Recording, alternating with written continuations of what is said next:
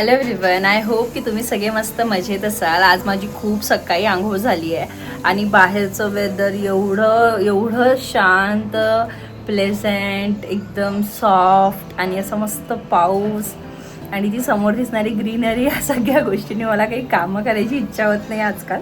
Last व्हिडिओमध्ये पण मी same गोष्ट बोललेली की मला काहीच करायची इच्छा होत नाही, बट शेवटी घरचं काम आपल्याला करावंच लागतं, सो ते करते।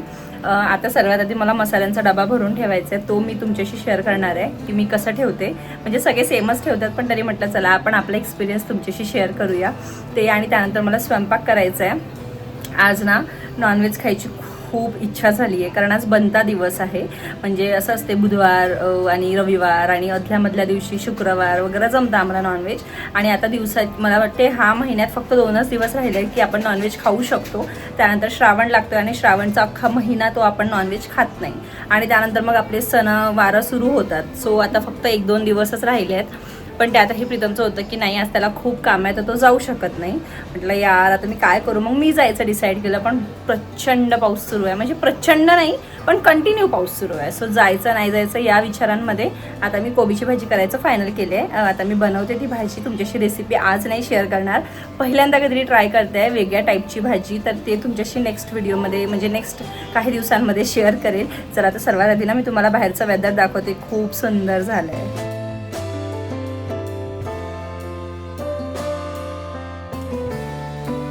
मम्मी बोललेली की नागपूरला एवढा पाऊस नाही आहे, अधूनमधून भरपूर अशी गरमी होते, पण पुण्यात खरंच सांगते खूप थंडावा आहे। पाऊस येत असेल किंवा नसेल येत पण वेदर खूप थंड असते।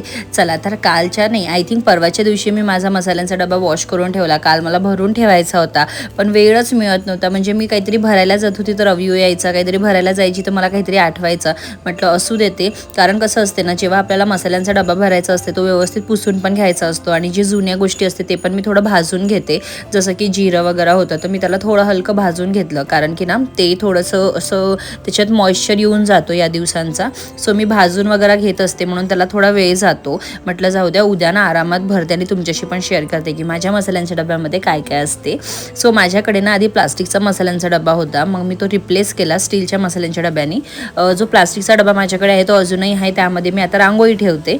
म्हटलं नको यार आपण ना स्टील वापरायला पाहिजे, कारण मी बऱ्याच ठिकाणी ऐकलं आहे की ग्लास किंवा स्टील तुम्ही दोनपैकीच वापरा, प्लास्टिक वापरणं अजिबात आपल्या हेल्थसाठी चांगलं नाही आहे म्हणून।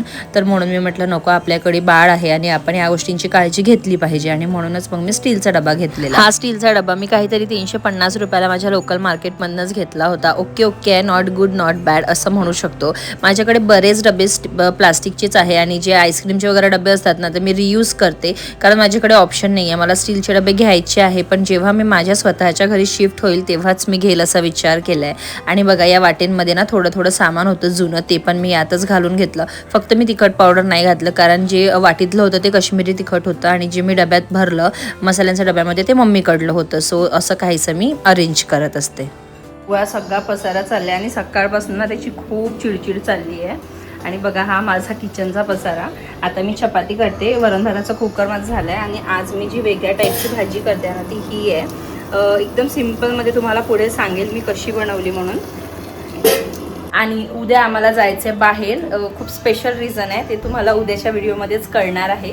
सो चला आता मी चपात्या करते, अवियूला जेवण भरवते आणि त्यानंतर पुढे दिवसभरात काय काय होते ते तुमच्याशी आजच्या दिवसाला शेअर करते।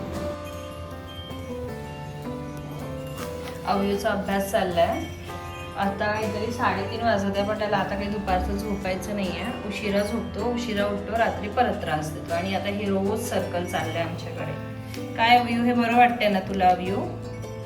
अवियू use your right hand, use your right hand बाळा, right hand Aviyu, right hand बाळा, येस गुड बॉय, राईट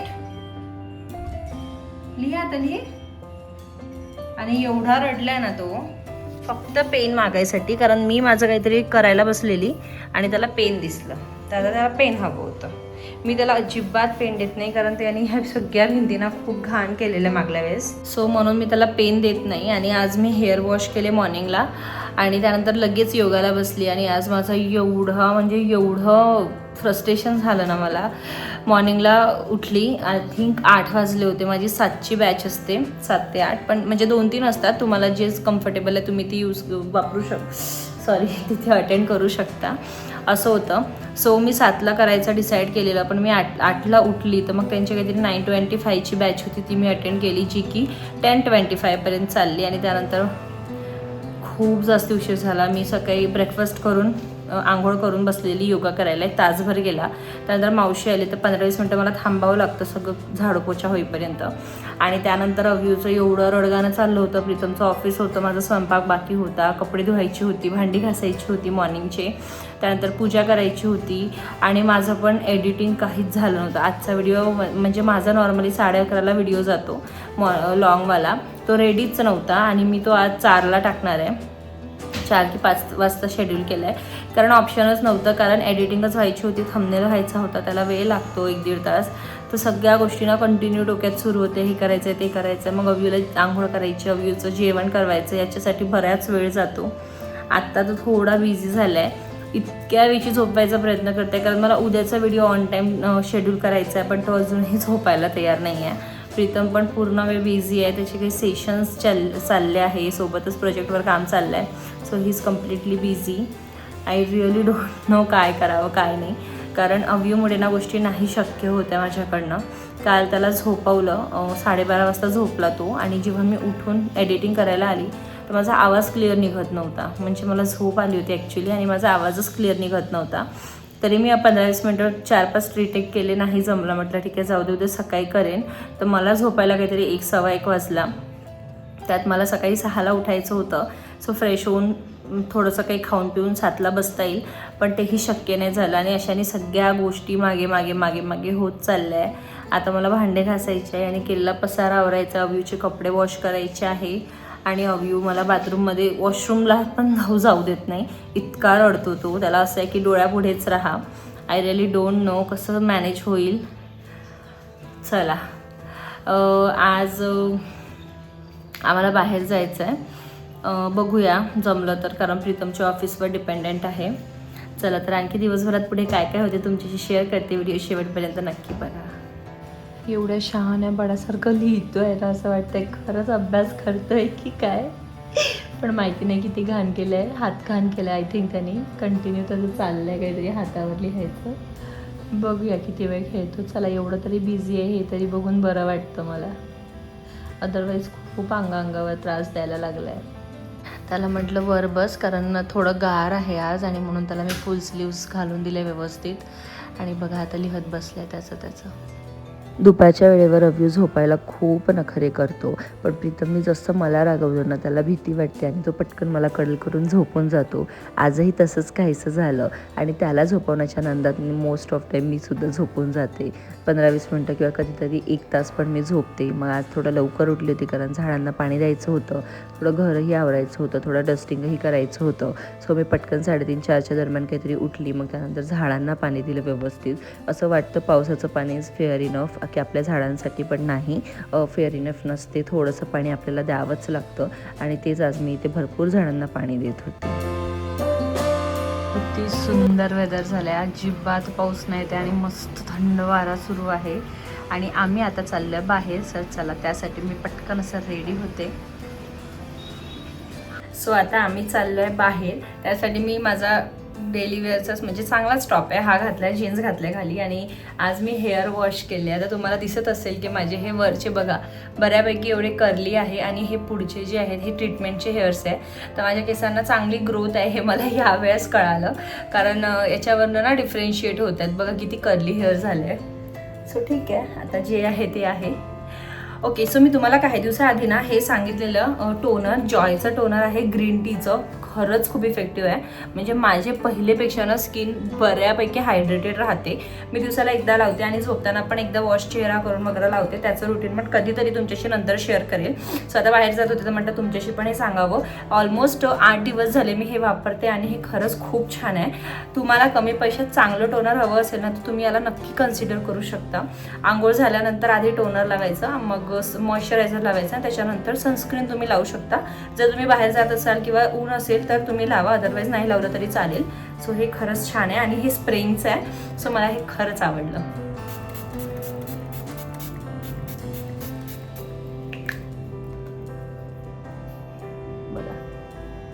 आणि एकदम छान टेक्स्चर आहे याचं, असं अजिबात असं पाण्यासारखं पण नाही आहे आणि खूप जास्त हेवी वेटेड पण नाही आहे, एकदम मस्त आहे.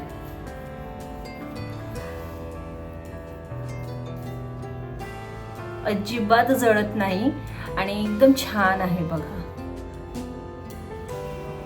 तुम्हाला हे ॲमेझॉनवर मिळून जाईल. मी ॲमेझॉनवरनंच आय थिंक आय थिंक फ्लिपकार्टवरनं मागवलं आहे आणि हे 177 रुपीजला आय थिंक मला मिळालं आहे आणि इफेक्टिव्ह आहे, छान आहे, तुम्ही नक्की कन्सिडर करू शकता. सो इथे मी रेडी झाली आहे, काहीच नाही, फक्त टोनर लावलं आहे. तुम्हाला आता बिकॉज मी इव्हिनिंगला निघते तर सनस्क्रीनची गरज नाही आहे. मॉइश्चरायझर मी मॉर्निंगला लावलं होतं आणि त्याच्यानंतर आता मी वॉश केलं, पण आता आल्यावर मला परत चेहरा धुवून लावायचंच आहे टोनर आणि मॉइश्चरायझर. सो आता मी काहीच लावलं नाही आहे, फक्त एक छोटीशी टिकली आणि छान असे केस केले आहे. चला तर आपण जाऊया. जाण्यापूर्वी देवाची पूजा करते, म्हणजे दिवा लावून घेते, त्यानंतर आपण पुढे निघू. जाण्यापूर्वी इव्हिनिंगची वेळ होती म्हणून देवाजवळ दिवा लावायचा होता. त्यापूर्वी तुम्हाला सांगते की आता मी जे शूट केलं ना, जॉयचं जे टोनर होतं त्याच्या मागे तुम्हाला आमचे घरचे कपडे दिसले असेल, ते वाळले होते बऱ्यापैकी. पण असं असतं ना की थोडं हलकं थंड वाटतं, कपड्यांमध्ये थंडावा असतो, सो त्यासाठी म्हणूनच मी तिथे अडकवून ठेवले होते सगळे कपडे. आणि त्यानंतर इकडे आली, हातपाय वगैरे धुतले होते छान, तर देवाची पूजा करून घेतली, दिवाबाती वगैरे लावून घेतली. अव्यू आणि प्रीतम इथे रेडी होतं कारण आम्हाला काहीतरी पार्सल आणायला जायचं होतं. पण प्रीतम बोलला मी एकटा जातो. मी म्हटलं एकटं जाण्यापेक्षा आम्ही पण येतो, तेवढंच अव्यूला पण थोडंसं बाहेर फिरायला मिळतं. आणि तसंही आपल्याला माहितीच आहे की लहान मुलांना बाहेर फिरायला किती आवडतं. आणि त्याला जेव्हा कधी अशी पिशवी किंवा बॅग दिसली ना, तो नेहमी एकच गोष्ट बोलतो, बाबा दूध आणायला चल. कारण त्याला कळालं आहे की पिशवी घेऊन बाहेर जायचं म्हणजे काहीतरी दूध आणायला जायचं असते. आणि ज्यावेळेस मी छान रेडी होते किंवा प्रीतम पण छान असं पूर्ण छान रेडी होऊन आम्ही बाहेर येतो, त्यावेळेस तो म्हणतो की शॉपिंगला चल. हे या दोन गोष्टींना त्याला खूप छान असं पाठ झालं आहेत. आज पहिल्यांदाच अव्यूला आम्ही असं बसवलं होतं, कारण दादा येतो तो रोज गाडी वॉश करून जातो. प्रीतम बोलला बसवू का, म्हटलं ठीक आहे बसव. आणि बसवल्यानंतर प्रीतम गाडी काढत होता, तर अव्यूला असं वाटत होतं की हे लोक मला सोडून चालले इथे बसवून. आणि तो इतका कॉन्शियस होत होता की अरे मला घेऊन चला, मला खाली उतरवा. पण वर बसलेलं ना त्याला छान पण वाटत होतं, असं वाटत होतं त्याला मी किती उंच झालो आहे, मला किती छान सगळं दिसतंय.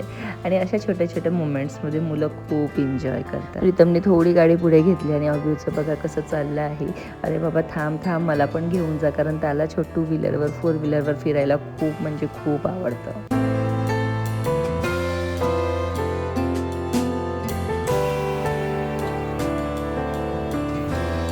समहाऊ मला ना आजकाल बाहेरचं नॉनव्हेज खायची इच्छा होत नाही किंवा अजून दुसरं तिसरंही काही खायची इच्छा होत नाही.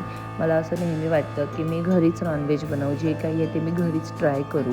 आणि जिथे आम्ही नॉनव्हेज खायला आलो तर त्याच्या एक्झॅक्ट पुढे ना हे अमृतेश्वर महादेवाचं मंदिर होतं. ती आरती सुरू होती आणि मग माहिती नाही का आपण मला ना नॉनव्हेज खायची इच्छा नव्हती आज. म्हणजे असं होते मला की मला नॉनव्हेज खायचं आहे, पण मला घरी बनवलेलं खायचं आहे, मला बाहेरचं नॉनव्हेज नाही खायचं आहे. पण कधीतरी असं होतं की प्रीतममुळे मला म्हणावं लागतं हां ठीक आहे आपण खाऊ. ॲक्च्युली तो मुंबईला एकटा राहायचा आणि त्याला ना नॉनव्हेज किंवा कोणत्याही गोष्टी बाहेरचं खायची सवय आहे.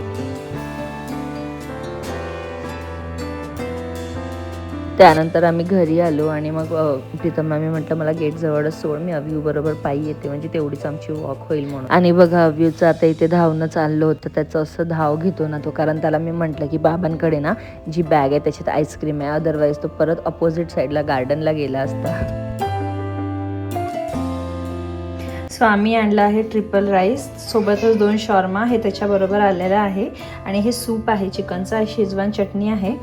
आणि याच्यावर मी पुढे बोलणार आहे तुमच्याशी. चला तर आता आम्ही हे सगळं खाऊन घेतो छान.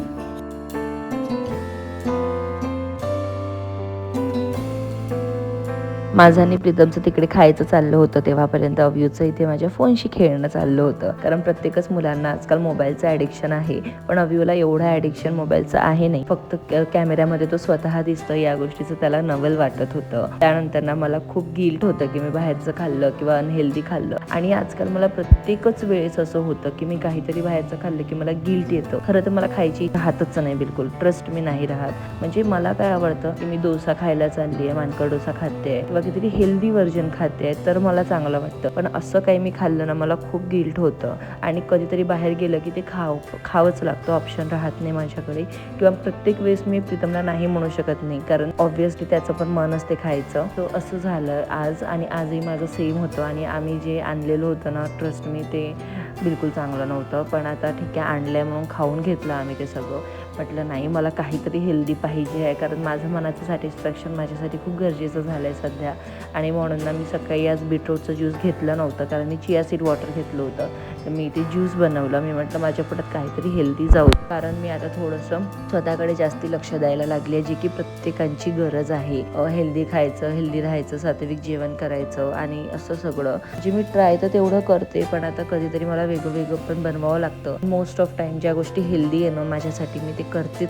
योगा वगैरे पण स्टार्ट केलं आहे आणि आज जे खाल्लंय मी त्याच्यासाठी मी उद्या सकाळी तासभर वॉक करणारच आहे. कारण माझं असं झालं ना इतक्यात की मला हेल्दी खायचं आहे, मला हेल्दी राहायचं आहे, मला एक्सरसाइज करायचं आहे, मला स्लिम व्हायचं आहे. आणि ही आता नाही तर माझी खूप आधीपासूनची इच्छा आहे की मला बारीक व्हायचं आहे, मला स्लिम दिसायचं आहे, मला गुड लुकिंग दिसायचं आहे. पण ते शक्य होत नव्हतं. पण मी म्हटलं नाही आता आपण हे मनावर घेतलं पाहिजे, चांगलं खायचं, चांगलं राहायचं असं काहीच. आता मी डिसाईड केलंय, बघू आता कधीपर्यंत मी हे सगळ्या गोष्टी करू शकते.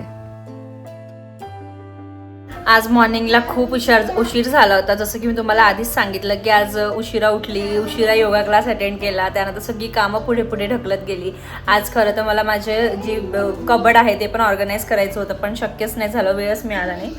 आणि बघा या दोघांची कशी लाडोबा चालले, सगळे दोघांच्या पण असं लाड चाललंय मस्त. आजचा व्हिडिओ इथेच एंड करते. आय होप की तुम्हाला आवडला असेल. आवडल्यास चॅनलला नक्की सबस्क्राईब करा. भेटूया आपण लवकरच एका नवीन व्हिडिओमध्ये.